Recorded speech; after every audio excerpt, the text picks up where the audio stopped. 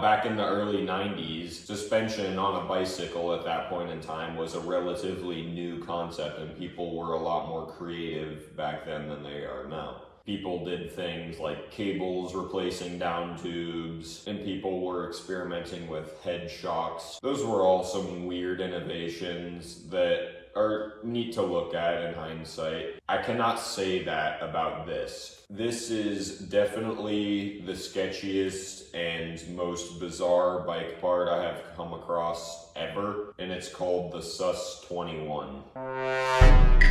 So this was an experimental fork, I'm guessing from the early 90s. I couldn't find any information on it or anything relatively close to it online. I'm just making this up. With one glance at it, you can tell something's off. So with most suspension forks these days, your dropouts move vertically. These move horizontally. You go over a bump, your wheel shifts back. And if you hit a bump hard enough, then I've actually had the tire rub up against the crown of the fork here. So right here, this is a spring in here, and I'm guessing you can adjust it somehow. I haven't really looked that into it. And then you got some stops right here that have like little rubber pads on it. But it doesn't take long to notice. The dropouts and the brake pads, the distance between those two things changes. So on a suspension fork with V-brakes or cantilever brakes, the distance between the dropouts and the brake pads never changes. With this, it does. So every time you go over a bump, your brakes go out of alignment, which clearly is not a good thing. I don't know who designed this or what they were high on when they designed it, but it doesn't take a genius to figure out that that is unsafe. All right, so I'm not even kidding right now. I'm out here trying to record some B-roll for the video. I apply the front brake, right? It's under the rim.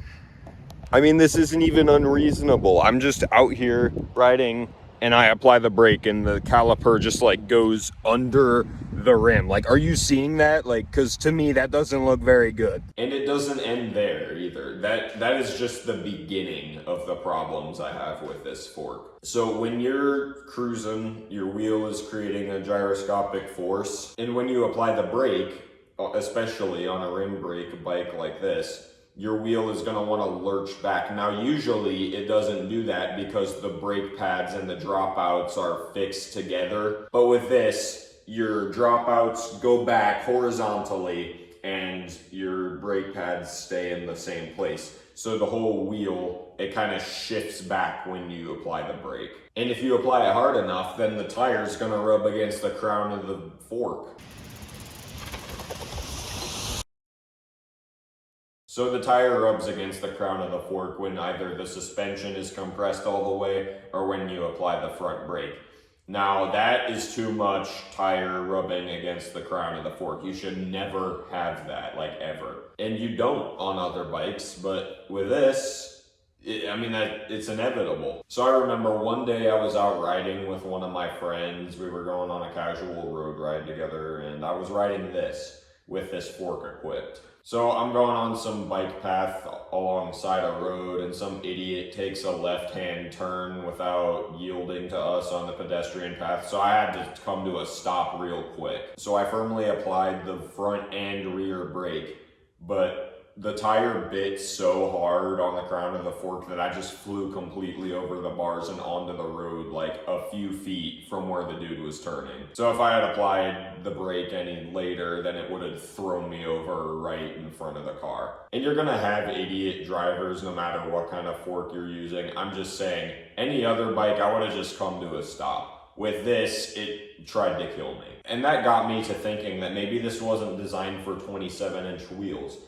After all, this was probably for a mountain bike in the 90s, and all of those bikes used 26s. So one day I tried fitting a 26 to this just to see if that could be the issue, but no. I mean, the 26-inch wheel has no way of having any kind of braking contact whatsoever. because you can't get a caliper long enough here to reach the rim of a 26 if you had it applied. And then also disc brakes aren't an option here because look at the dropouts. I mean, how are you going to get disc brakes on there? And it can't fit 700C wheels because those are bigger than 27s, and that would just make the problem worse. So this is definitely the worst fork that I've ever used, probably will ever use. Fundamentally, it's horrible. You can't get a 26 on there. You get a 27 and it's too big. There's nothing between 26 and 27. So either you have no brakes or you're getting thrown over the handlebars because the tire's biting the crown of the fork. And that's not to mention the fact that it offers no travel whatsoever, or even really compliance for that matter, and that your brakes go out of alignment every time you go over a bump. Like, I don't see any way that you could use this fork on a bike and have it work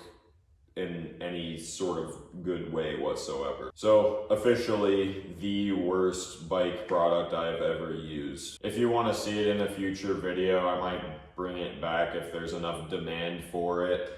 But seriously, I'm just gonna get rid of this. I do not want to use this again, but I will. Please, if anybody knows anything about this, tell me in the comments, lead me to some web pages or something like that where I can figure out what this is actually supposed to be used for. But anyway, thank you for clicking on this video. I hope you'll click on the next one. God bless. Talk to you later.